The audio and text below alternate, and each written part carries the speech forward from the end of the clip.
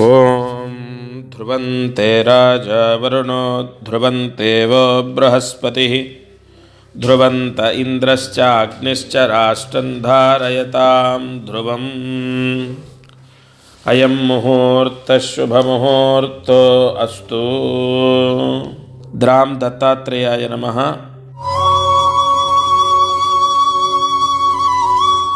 ఈరోజు పంచాంగం శోభకృతనామ సంవత్సరం దక్షిణాయనం హేమంత ఋతౌ మార్గశిరమాసం శుక్లపక్షం నవమి తిథి ఉదయం 11:57 వరకు ఉంది నవమి. రేవతి నక్షత్రం రాత్రి 12:29 వరకు ఉంది. ఈరోజు వారం గురువారం. వారదుర్ముహూర్తం ఉదయం 10 గంటల నుండి 10:48 వరకు. వర్జము మధ్యాహ్నం 1 గంట 10 నిమిషాల నుండి 2:40 వరకు. 21వ తారీఖు డిసెంబర్ నెల 2023. రాహుకాలము మధ్యాహ్నం 1:30 నుండి మధ్యాహ్నం 3 గంటల వరకు. యమగండము ఉదయం 6 గంటల నుండి ఉదయం 7:30 వరకు. ఈరోజు నవమి రేవతి నక్షత్రం, అంటే చంద్రుడు మీనరాశిలో సంచరిస్తాడు. ఇక్కడ ఋషి వ్యాఖ్య యోగ ఫలితాన్ని చూద్దాం. ఈ రోజున గుడము అంటే బెల్లము ప్రతి ఒక్కరు కూడా ఎంతో కొంత నోట్లో వేసుకోవాలి. మృత్యుదోషాలన్నీ పోతాయి. బెల్లము ఒక పిసరంత బెల్లము, కొంచెం చిటికెడో ఎంతో కొంత, ఎంత తినగలిగితే అంత ఖచ్చితంగా నోట్లో వేసుకోవాలి. మృత్యుదోషాలన్నీ విముక్తవుతాయి. ఇది ఇవాల్టి పంచాంగం. ఈరోజు దీపారాధన యోగం. ఇవాళ ముహూర్తాన్ని బట్టి సాయంకాలం ప్రదోషంలో 6:03 నుండి 6:30 మధ్యలో, 6 గంటల 3 నిమిషాల నుండి 6:30 మధ్యలో కొబ్బరి నూనె వేసి పసుపు రంగు ఒత్తి వేసి దీపాన్ని వెలిగించండి. మీ పూజా మందిరంలో, పూజా గదిలో ఈ దీపాన్ని వెలిగించాలి. ఎవరైతే ఈ దీపము ఈరోజు సాయంత్రం వెలిగిస్తారో వారికి ఆర్థిక సమస్యలు విముక్తవుతాయి. దత్తార్పణమస్తు. ఈరోజు రేవతి నక్షత్ర ఫలితాన్ని మనం తెలుసుకుందాం. రేవతి నక్షత్రం వాళ్ళు మీనరాశి వారు ఉంటారు. ఈ నక్షత్రంలో జన్మించినటువంటి వాళ్ళు సంపూర్ణ యోగాలు పొందాలి. ఎందుకంటే ఇక్కడ జాతకరీత్యా యోగము అన్నటువంటిది తప్పకుండా కలగాలి. అది దానము చేత, లగ్న యోగం చేత ఏర్పడుతుంది. దానము అన్నది, నక్షత్ర దానం అన్నది అంత గొప్పది. మీరు అంటే రేవతి నక్షత్రం వాళ్ళు డిసెంబర్ 26వ తారీఖు లోపు దగ్గరలో ఉన్న లక్ష్మీ నరసింహస్వామి దేవాలయంలో 1 లీటర్ నువ్వుల నూనె దానం చేయండి.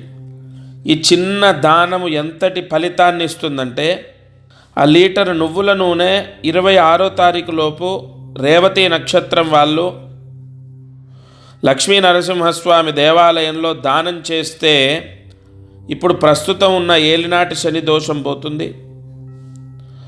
పూర్తిగా నక్షత్ర శాంతి జరుగుతుంది. రేవతి నక్షత్రం వాళ్లకు విశేష శుభయోగాలు సంభవిస్తాయి. అలాగే రేవతి నక్షత్రం వాళ్ళు ఎవరైనా సరే 28వ తారీఖు తలస్నానం చేయండి ఈ నెల. దత్తార్పణమస్తు. ఈరోజు అదృష్టం, ఐశ్వర్యం, ధనయోగము కలగాలి, దారిద్ర్యం పోవాలి, మనకున్నటువంటి బాధలు కష్టాలు విముక్తవ్వాలి. అవుతాయా? దారిద్ర్యము, కర్మ, పీడ, దోషం పోతుందా? పోతుంది. దారిద్ర్య దోషం విముక్తవుతుంది, కర్మ విముక్తవుతుంది. ఈ ప్రాయశ్చిత్తం చేత, ఈ పరిహారం చేత మీకు అది లభిస్తుంది. ఏం చేయాలి? ఏం చేస్తే ఆ ఫలితాన్ని పొందుతారు? ఇక్కడ కొన్ని సంపూర్ణ యోగాలు మనకు అనేక శుభ ఫలితాలని ప్రసాదిస్తాయి.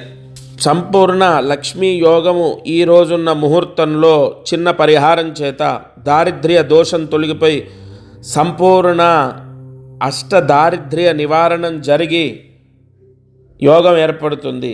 ఏ ప్రాయశ్చిత్తం ఇవాళ ఉదయం మధ్యాహ్నం సాయంత్రం ఏదో ఒక సమయంలో రాగి ప్లేట్లో బియ్యం, ఒక పిరికెడు బియ్యం పోయండి. దానిపైన నిమ్మకాయ డొప్ప, అందులో ఆవు నెయ్యి, అందులో 3 ఒత్తులు ఒక ఒత్తిగా చేసి దీపం. అయితే మీరు జాగ్రత్తగా వినాలి. ఒక పిరికెడు బియ్యం రాగి ప్లేట్లో పోసిన బియ్యము రేపు మీరు ఏదైతే అన్నం వండుకుంటారో ప్రతిరోజు ఆ బియ్యం బస్తాలో కానీ బియ్యం డ్రమ్ము టబ్బో ఏదో ఉంటుంది కదా, ప్రతిరోజు అందులోంచి బియ్యం తీసి మనం వండుకుంటాం కదా, అందులో కలిపేయాలి. ఒక రాగి ప్లేట్లో బియ్యం పోసి దానిపైన నిమ్మకాయ డొప్ప, ఆ నూనె అంటే ఆ నెయ్యి ఏదైతే ఉందో ఆ నెయ్యి కిందకు కారకుండా 2 నిమ్మకాయ ఒకదాని కింద ఒక డొప్ప పెట్టండి. 2 డొప్పలు పెట్టండి. ఒక దాంట్లో ఒక డొప్ప పెట్టి ఆవు నెయ్యి వేసి 3 ఒత్తులు ఒక ఒత్తిగా చేసి పూజా మందిరంలో దీపం వెలిగించండి. ఒక పిరికెడు అంటే ఒక పిరికెడో 2 పిరికెళ్ళలో బియ్యం పోసుకోవచ్చు. ఆ బియ్యము మీ భోజనం చేసేటటువంటి ప్రతిరోజు మనం భోజనానికి వండుకునే బియ్యంలో కలుపుకోవాలి. ఇక్కడ వీణా యోగం ఏర్పడుతుంది. ఈ పరిహారం ఈరోజు ఆచరించి ఆ బియ్యము రేపు అంటే శుక్రవారం రోజు ఇంట్లో బియ్యం బస్తాలో కలుపుకోవాలి. అప్పుడు వీణాయోగం కలుగుతుంది. ఆ వీణాయోగం ఉన్న ఇంట్లో అప్పులు, ఆర్థిక సమస్యలు తొలగిపోతాయి. ఇటువంటి ఎన్నో ప్రాయశ్చిత్తాలు నాగశాస్త్రంలో నిక్షిప్తమై ఉన్నాయి. రేవతి నక్షత్రంలో ఈ పరిహారం చేయమని చెప్పబడింది. తప్పకుండా ఉదయం మధ్యాహ్నం సాయంత్రం ఏదో ఒక సమయంలో ఈ ప్రాయశ్చిత్తాన్ని ఆచరించండి. ఆర్థిక సమస్యలు, అప్పుల బాధలు విముక్తయ్యే అవకాశం ఉంటుంది. దత్తార్పణమస్తు. కార్యసిద్ధి 21వ తారీఖు. ఈరోజు కార్యసిద్ధి మహామంత్రాన్ని రాసుకోండి. జనులారా, భక్తులారా, ఒక మంత్రయోగము, మంత్రసిద్ధి, మంత్ర సాధన అద్భుత ఫలితాన్ని ప్రసాదిస్తుంది అని మనము నిరూపించాం. 2016లో నేను ఈ కార్యసిద్ధి ప్రారంభం చేశాను. దాదాపుగా ఒక భక్తుడు ఆయనకున్న విషయ పరిజ్ఞానంతో ఈ అనుగ్రహం కార్యక్రమాన్ని ఫాలో అయ్యే వాళ్ళందరికీ కూడా కలిసినప్పుడు, కన్సల్ట్ అయినప్పుడు ఇలా రకరకాలుగా విషయ సహకరణ చేసి దాదాపుగా కార్యసిద్ధి వల్ల చాలా ఉపశమనం ఉంది అనే ఆన్సర్ అనే విషయాన్ని తెలియపరిచారు.